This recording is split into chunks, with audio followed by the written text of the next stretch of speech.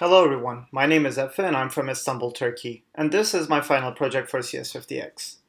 Now, my app is called Vanilla Tree, and what it does is it calculates certain quantities for vanilla European options. Now, options in finance are contracts that gives you the right to buy or sell an underlying asset at a future point in time. And my app is intended to deliver certain quantities about these options in a fairly quickly manner. Now, in order to calculate the prices and infer implied volatilities, I use something called the Black-Scholes model, which is the solution of it is this equation here. And in order to use this, I created a helpers document in Python and I coded an option object using object-oriented programming that allowed me to implement additional cases such as an option with an underlying asset that pays dividends or a futures contract and a foreign currency option, etc.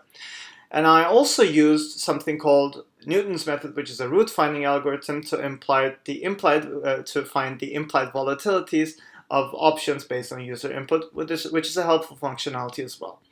Now, I use Flask, Python, and HTML to code this, and now let's try to use it.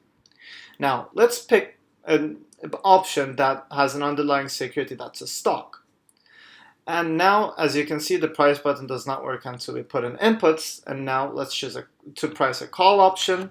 Let that stock have an underlying price, a spot price of $100 and have a strike price of $100 as well. Let's say the contract matures at 30 days and the risk-free rate for the timing is 3% and the realized volatility in this time period is 50%.